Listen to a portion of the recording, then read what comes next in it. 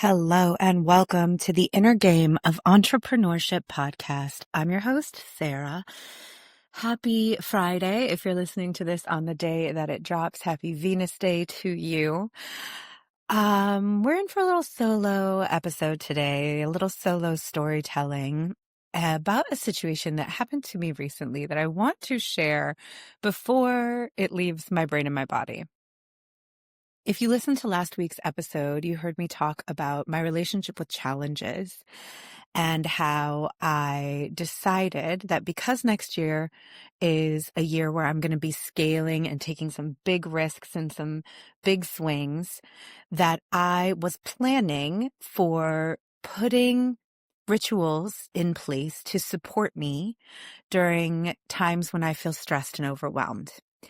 And that tends to be my relationship with challenge, giving myself time-bound, deliberate things to focus on because I find it very supportive for my life and my brain. So I decided I was going to dance every day next year and turn that into a challenge that I would share with others. And this was outside of our launch schedule. It was not on the sales calendar. This really was me as a founder kind of going rogue and having to tell my team, you guys, I want to do this thing. We all have to gear up for it now, right? When we do a challenge like this, there's daily tracking for an entire year. I don't do that. I have a team member who does that. I have a project manager who is to manage the project. So, bless Tessie and RJ, bless my team, because when I come up with a wild idea like this, one of the things I love about being a very small company is that we have the nimbleness to pivot, put things in, move somewhat quickly, and they support me and my wild harebrained ideas. And I said, I want to do this thing. Is everybody on board? And thankfully they said, yes, we can squeeze this thing in. And I said, okay, good, let's do it. I have 1 week where I have space between the Black Friday sale closing and starting to talk about Mush Week, our annual end of year review and planning retreat, that I can talk about this challenge. So we're going to do a 1 week launch. I don't even usually launch things that quickly. I was like, I'm just doing it. Everyone agreed, and I geared myself up to do this 1 week launch. And I had Monday slated as the day that I was going to put up a sales page and write a week's worth of sales emails and posts promoting this event. But on Monday morning, I had some client calls, some Zooms. So it's 4 p.m. on Monday when I finally sit down and say, okay, getting this sales page together, going to put out the email today announcing that this thing is open and people can buy it.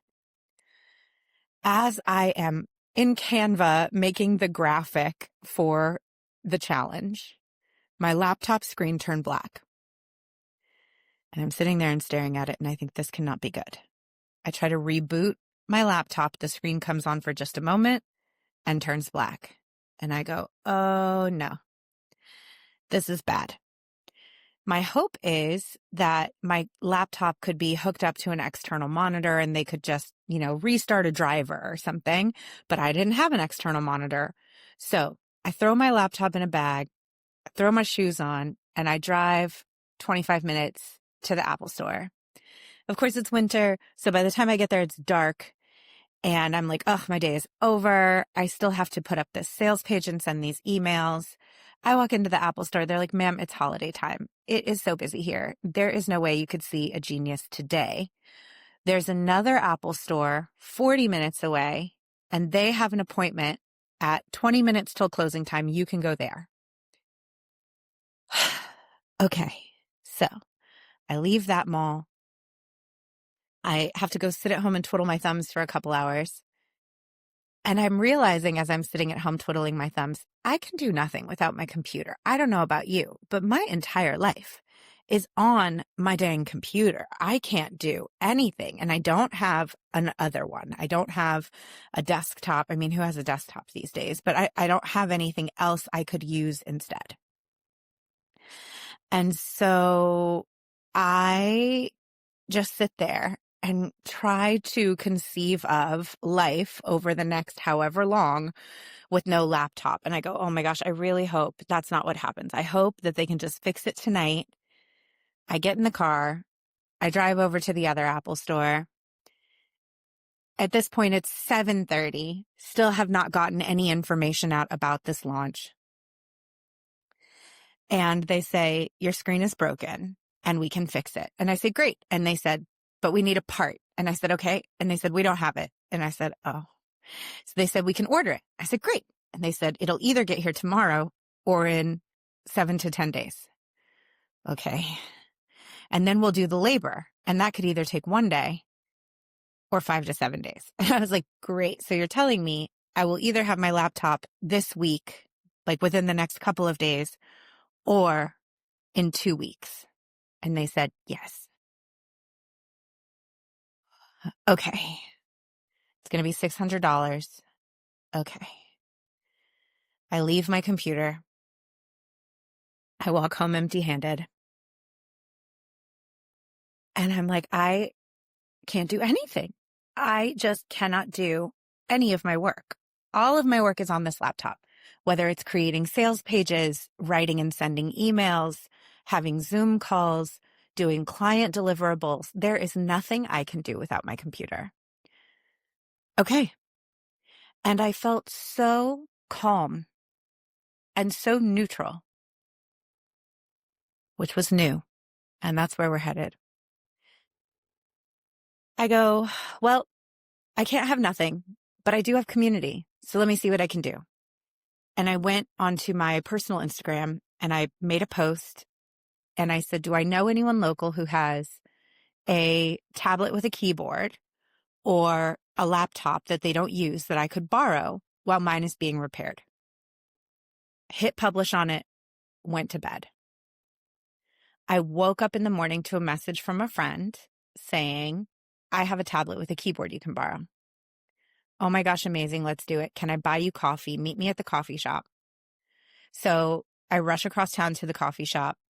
I buy her coffee. She gives me her tablet with her keyboard and I sit down at the coffee shop and I go, I'm getting this sales page out. Let's do this. I get the tablet all set up. You don't realize how hard it is to use someone else's device that has all of their stuff and none of your passwords saved and, all of this stuff.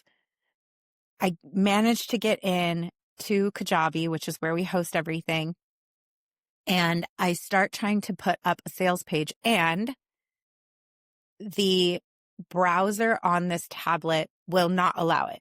It's not compatible. It's not new enough. I can't build a sales page on the tablet. Okay, let's try something else. Can I get into Stripe and just make a checkout page for it? I get into Stripe on the tablet and I'm able to create a checkout page. Now, checkout pages on Stripe are very bare bones. There's not room for a lot of copy, a lot of descriptions. It really just is the name of the item, how much it costs. You can put a picture on there. And I said, good enough. I'm doing it. I make that. I write an email to my list saying, I'm doing this challenge. My computer is broken. I don't have a fancy sales page. Here's the checkout link for it. Here's all the information. Here you go. And then I make a post on Instagram with the same information. And I head home. And by the end of the day, I had made $1,000 in sales.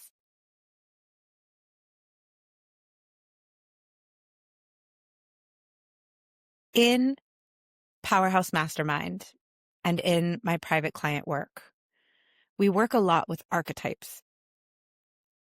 And we work a lot with Carolyn Miss's survival archetypes and the 4 survival archetypes that tend to try to take over for us under times of stress and pressure and how they try to take over our business. And then we talk about the empowered archetypes that we would like to be able to embody instead and call upon in those moments where our survival archetypes want to take over. And this, for me, was a moment where I was witnessing myself be deeply embodied in the archetype of warrior. And the empowered archetype of warrior is the flip side of the survival archetype of powerless victim.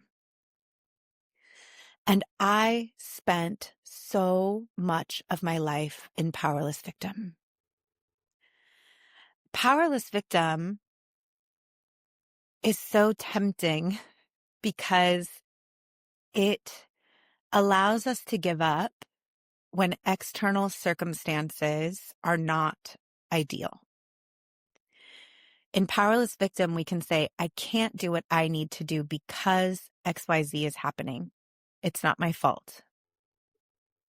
And in the past, first of all, the laptop breaking and the unexpected expense, that right there would have shut me down. I would have gone straight into survival. I would have gone straight into the body memory of the huge part of my life where an unexpected $600 expense was the difference between paying my rent and not. It was the difference between being able to buy groceries or pay my bills or not. It was catastrophic. And that 37 years, 30 plus years of lived experience is loud and visceral. And for a long time, unexpected expenses really put my body into sympathetic nervous system takeover. I would just freak out. I would have cried. I would have gotten panicked. I would have had trouble sleeping. It would have immediately turned into rumination where I beat myself up in my head. It really would have put me in a bad state. Even noticing how calm I was through that. On my way to the Apple store, I had called my mom and I was telling her about this inconvenient thing that was happening. And I said, my laptop might be broken. And she said, well, that's a disaster. And I heard myself say, well, no, it's not. It's inconvenient, but it's not a disaster. And there are times in my life it would have been a disaster. And there are people for whom this would be a disaster, for whom needing to pay $600 or not have a laptop would be a disaster. And thankfully, I am no longer one of them. That is no longer my reality. And I felt so grounded and so embodied in that it brought me to tears in a positive way. The level of gratitude I had for, yes, a $600 expense is inconvenient, but it's not a disaster anymore. That growth made me feel so strong and made me see how far I've come, not just financially in my life, but as a person in my nervous system with my growth, to be able to experience something that in the past would have sent me over the edge and witness it from this place of like, okay, annoying, but fine. I can handle this. My capacity is so much greater. And then I would have said, well, this was the week I was going to do my launch, and now I can't do my launch because I can't make a sales page. And I would have convinced myself that no one was going to buy if there wasn't a fancy sales page, or at least a place where all of the information was with the description. And I would have allowed myself to be thwarted on that. And I would have gone into despair about, well, I could have made money this week if I could have done this launch, but I can't do the launch because I don't have the laptop. I also would have gone into hyper-independence, and it wouldn't have occurred to me to ask my friends for help. I would have told myself, nobody has an extra laptop. Nobody has a tablet. Nobody's going to help me. Nobody's going to loan you their technology. Nobody's going to do that. And instead I went, look, the worst thing I can do is ask. If nobody offers, then I'm not in a worse position than I am now. But like a lot of people, I'm not one of them. A lot of people upgrade every time something new comes out. A lot of people have tech in a drawer. I am not that kind of person, but that doesn't mean no one I know is. I know a lot of people who buy the new phone every time it comes out. I know a lot of people who have gotten an iPad for some particular reason or another and then never used it and it sits in a drawer. That happens. And just because I don't do that doesn't mean no one does that. And just because, my projection of people is that they're not generous doesn't mean it's true. And community, friendships, etc., are about helping out. And if I saw a friend ask for something that I could do, I would do it. So the impulse to not ask for help and to just assume that no one would help me, that I am alone, that my inconveniences are solely mine to bear, and that I don't have a network is an orientation I used to have to the world that made my world sadder. And what happened instead was that I made the ask. And not only did I have one friend who helped me out within a day, I had another friend email me and say, I have a laptop you can borrow. I'm out of town. I won't be back till Thursday. But on Thursday, we can meet up and I can loan you this laptop. And I said, oh my gosh, great. Because this tablet, I can write emails on it, but it's not really hitting. Let me borrow the laptop. This is helpful. And then I got to have the experience of like, damn, I have friends. I have people who care about me. I have people who are willing to loan me expensive things. I have people who see it as no problem to help me out, who are happy for the opportunity to help me out. It's making me emotional to think about it because in that moment of asking for help and allowing myself to receive it, I get to experience my world as richer. I get to experience gratitude. I get to experience community. I get to feel held, and I get to experience a different truth. Because if my truth was no one would help me, so I don't ask, I experience that as the truth because no one helps me because I didn't ask. And by putting myself out there, the vulnerability to ask the question, I get to experience a different answer and show myself, show my inner child, like, no, people like you. You do have friends. You do have community. People do care about you. People will help you. The story that you tell yourself that no one's going to put themselves out for anyone is a story that makes your world sad. And it's not true. And every time you don't ask, you experience it as true. You reinforce this story to yourself, but you don't have to. There are other truths, and some of them feel better. So in choosing to not go into hyper independence, I can handle it on my own. I'm a tough guy. Nobody needs to help me. It's my responsibility. Nobody can help me. Nobody's going to do that, whatever. I made a different choice and I had a richer experience. In choosing to go forward with the launch and do it anyway, and just send emails from this tablet. And in the emails, be honest, I don't have a laptop right now, everybody. I don't have a fancy sales page for this. Here's all the information. It's in an email. Here's the checkout page. This is what I've got for us. Allowing myself to not be perfect to my audience, to my community, to model, you don't need any of that stuff to be successful.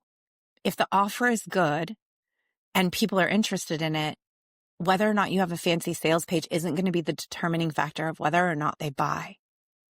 If my people know me and they trust me, and this sounds like something fun for them, they're going to do it. And whether or not there is a straight checkout page or a fancy web page with graphics that breaks down every little detail, the right people for this are going to say, yes, they don't need all the bells and whistles. They just need the information and a place to click. My powerless victim would not have allowed me to do that. And powerless victim, in my experience, would get together with saboteur that says, don't be vulnerable. Don't do something that's not going to be perfect. You're going to be judged. People aren't going to like it. Don't put yourself out there in any way that's less than pristine. Don't allow that to happen, because what if they don't like it? What if they say you're not good enough? It's better just not to do anything, to pre-count yourself out so that other people can't count you out. And you can't do it right because external circumstances won't allow it. So don't do anything and just sit alone in your house with no laptop and be disappointed and feel bad about yourself and whine and cry all week about how hard this week is and how unfair it is and call your friends and complain about how unfair it is that this thing happened and how you would have made a bunch of money this week, but you can't because XYZ thing is happening and it's so unfair, right? That is how I spent so much of my life. And instead, I didn't do any of that. And I didn't really have to think about it. I've been doing this inner work for so long that it just didn't come up. And I think that sometimes, especially from the perspective of powerless victim, when you're hearing about the archetype of warrior, you think that that archetype is about forcing yourself to do stuff you don't want to do. And you think that warrior is about pushing yourself to go past your own limits at this, at the expense of your own well-being, at the expense of your own body, at the expense of your own health. But that's not what warrior feels like in my body. Warrior feels like the inevitability of success. I'm on a mission. I'm on a quest. I'm going to do this thing. And if I encounter obstacles, it doesn't matter. I just find a way around them. Oh, this way is blocked. Let's go this way. Oh, this way has a barrier. Let's go over it. Oh, we can't go over it. Let's try to go around it. Oh, we can't go under it. Let's think about it. Can we go we can't go around it. Can we go under it? There's this ease of acceptance of obstacles in the path because you've already decided that you're going to win. You've already decided that you're going to complete the mission. You've already decided that you're going to make it to your destination. And so obstacles feel less agonizing because each obstacle isn't proof that you can't win. And in the past, in powerless victim, an obstacle on my path, I would just lay down and be like, well, I guess I can't now. Warrior is the part of me that goes oh, well, okay, we can't do it that way. Well, we're doing it. So what else? Why would I stop if victory is inevitable? Why would I give up when I know that I'm going to make it? It makes continuing feel lighter. It doesn't feel like needing to dig into all this grit. It doesn't feel like needing to force myself. It doesn't feel like overriding my nervous system. It feels like obstacles look like ants beneath my feet because I've already decided on the outcome. And as this was all happening, and I know these are light things, right? But as it was happening, I felt this 30,000-foot view of myself where I could see my own growth as a person. I could see my own growth as a leader. I could see where all of the inner work that I do, that I lead my clients through, has taken root in my body and become who I am. That it no longer takes a lot of effort. I don't have as many crash outs and spirals and then have to coach myself through them. I just don't even go there. The floor has been raised. My capacity has genuinely increased. My willingness, my tolerance for obstacle, for inconvenience, for vulnerability in public, for things not being perfect, for things not going to plan, and being that is not going to stop me from doing what I'm here to do, from going forward with what I want to go forward with, from building my community, from making my offers, from making money. Nothing is going to stop me. And there's no hustle culture in it. There's no forcing in it. It feels light and it feels easy. And I was so proud of myself to see how far I'd come. That first day with no laptop, where I still made a band in unexpected sales on this little 1-week launch for this random challenge that doesn't appeal to a huge portion of my audience, that I'm only doing because I want to do it. And I think it would be more fun to do it with other people than it would be to do it alone. With no sales page, on a week my laptop broke, and making the checkout page for it in the coffee shop sitting next to my friend, which was like an unexpected, delightful work date. Hi, Mallory. Thank you so much. I just was sitting back and going, damn, I'm different.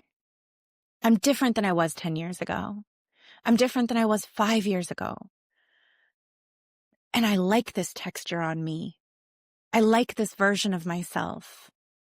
I like warrior in my body so much more than powerless victim. I like how inevitable success feels to me now.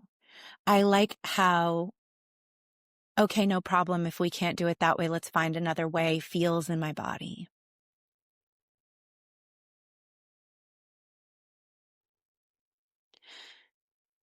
When I talk about inner work for CEOs, capacity expansion, mindset shifting, nervous system set point shifting. This is a small example of what that looks like in action.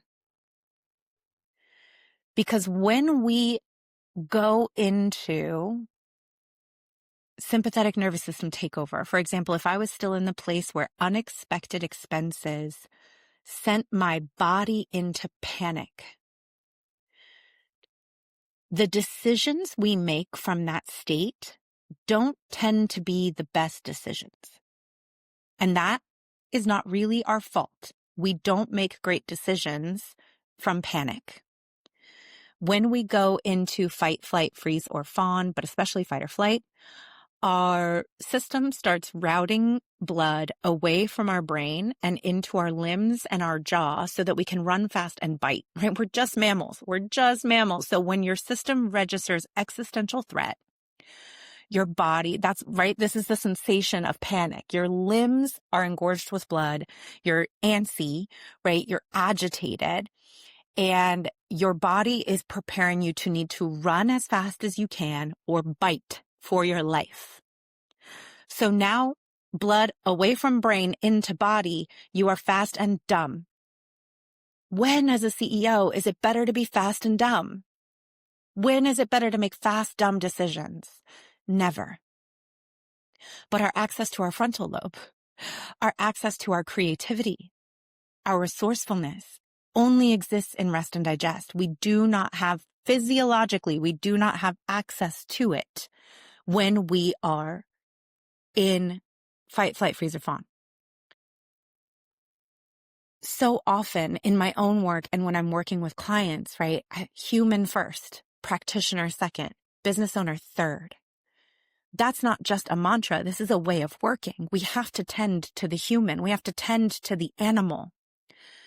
Any strategy is only as good as the nervous system of the body that has to execute the strategy.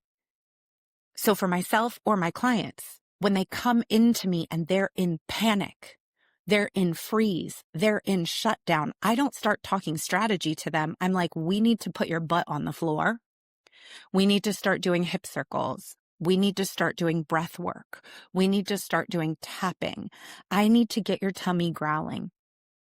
I need to get your body into rest and digest. I need to get the flow of blood back to your brain where creativity lives. Once your nervous system is resourced and you feel safe and your body believes you are not in existential terror, now we can start brainstorming options and we can start thinking about what's possible. We can make better decisions. We have more access to our own resourcefulness and creativity when our body believes that we're safe. Then from there, we might have our mindset habits, right? I can't do it if it's not perfect. That puts me back in danger. I can't ask anyone for help. That puts me back in danger. I can't sell anything when my tech isn't working, right? That puts me back in danger. It's better for me not to try if I'm going to be disappointed. That feels like danger. And then we have to work through those things, and we have to get ourselves to a leadership framework. We have to bring ourselves into a place where we are willing to take risks for what we want.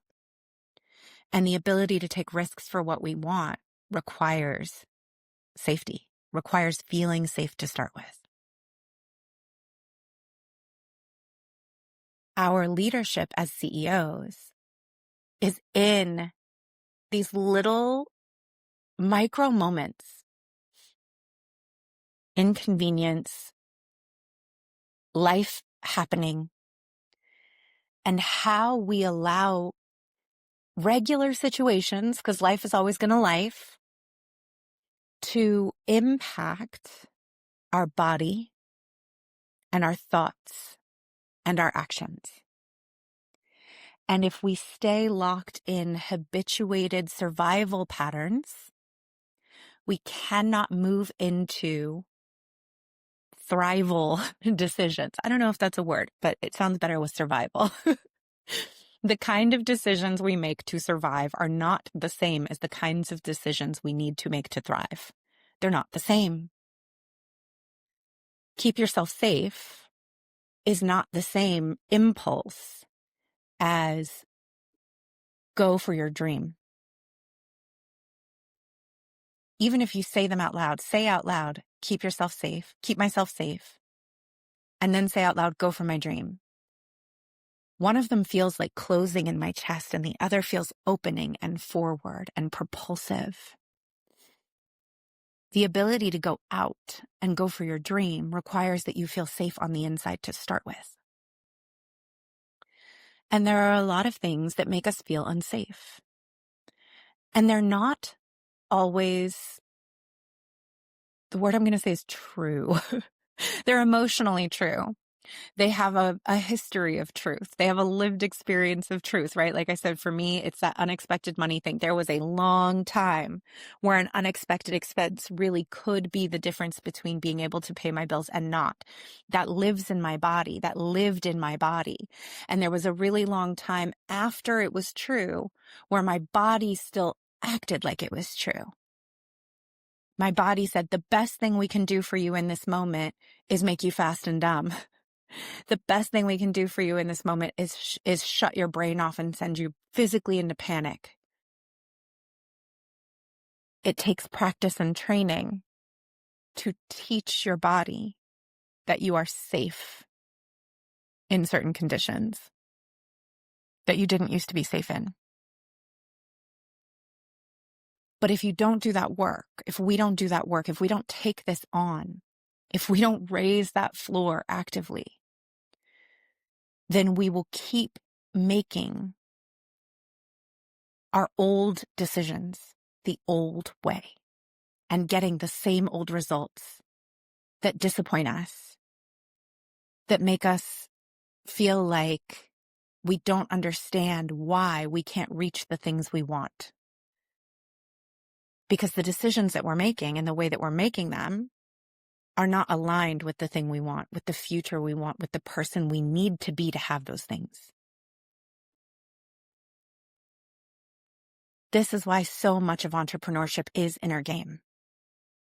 Because every time we reach for something, we stretch for something, we try for something bigger, it will expose the operating system, the internal operating system that we are using to move through the world, to assume what's going to happen, to assume how things work, and based on those assumptions to make decisions, and based on those decisions to take or not take action.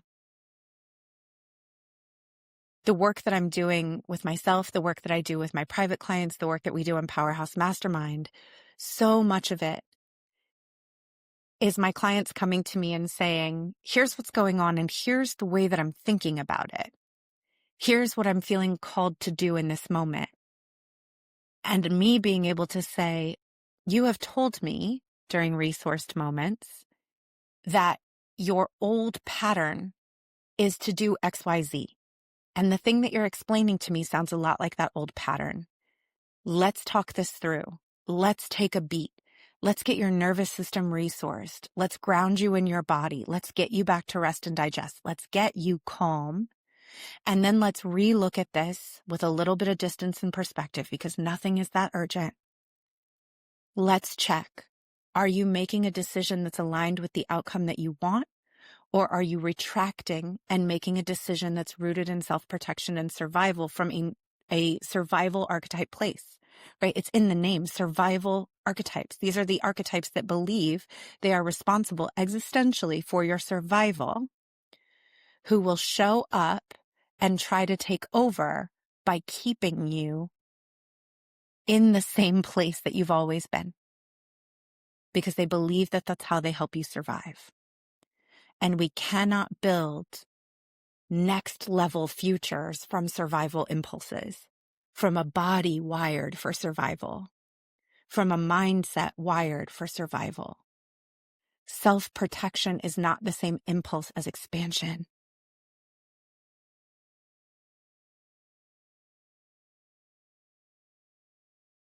There we go. That's where I'm going to leave it. Self-protection is not the same impulse as expansion. I hope that this story was beneficial to you. I hope that it made you think about how you would have handled these situations. And I hope it also was illustrative around why inner work is the difference between our success and failure as CEOs and in our businesses and with our launches and in our day-to-day decisions. With that being said, I have 3 spots left to work with me one-on-one in 2026, and I do have spots available still in Powerhouse Mastermind for 2026. I have announced this a little bit, but I'm going to say it again. Next year, my prices are increasing. It is my first price increase in many, many years.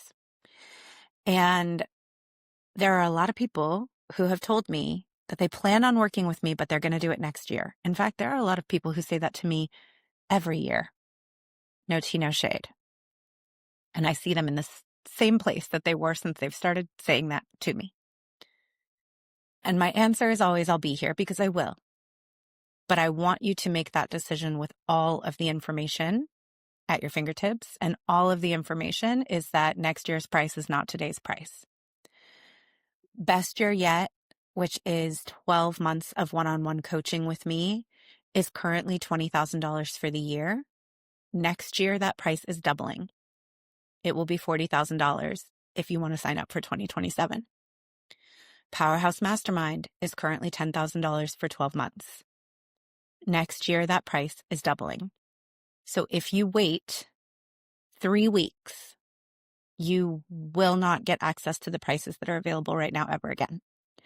And I just want to be very clear that this is not false urgency. It's not a strategy. It's not a sale where like the prices are going to go up and dip back down. I have not raised my prices in like 5 or 6 years, and my prices are no longer commensurate to the level of value that I'm bringing my clients, and we are fixing that. So if you would like to work with me one-on-one next year, if this is the kind of work that you know is the work that you need, that it's not just about strategy, it's about how you're approaching your strategies, then I invite you to apply for Best Year Yet. The link is in the show notes. Or to apply for Powerhouse Mastermind. The link is in the show notes. I would love to support you through making the kinds of CEO decisions that can grow and scale your business successfully and get you out of making decisions and operating from survival. We have to merge the inner strategy and the outer strategy together. We have to do this work at the same time, because expanding will always be triggering. It just will. Taking risks will always expose all of your old operating system. Everything inside you that is wired for survival will usually fight when you try to take a big swing. And we want that to happen so that we can work with those survival strategies in real time and upgrade them so that you can step into an operating system that is capable of next level results. That's the work that I do with my clients, and that is the work that I'd love to do with you. The links for both of those things, Best Year Yet and Powerhouse Mastermind, will be in the show notes. I would love to hear your thoughts on this episode. If this was valuable for you, please, you can always shoot me an email, intuitiveedgecoaching@gmail.com. Go straight to me. You can also DM me on Instagram at intuitiveedgecoaching. Thank you so much for listening. Okay, love you. Bye.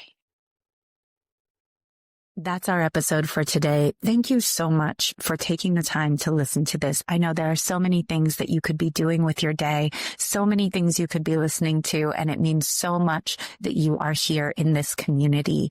If you enjoyed this episode, please take a moment, share it on social media and tag me at Intuitive Edge Coaching. Share it with a biz bestie who you think needs to hear it and will appreciate it. And take a moment to to subscribe and to leave a 5-star review wherever you are listening. It helps me grow this show and it helps us grow and sustain this brilliant community of entrepreneurs dedicated to doing the inner work. Thank you so much for being here. Okay, love you. Bye.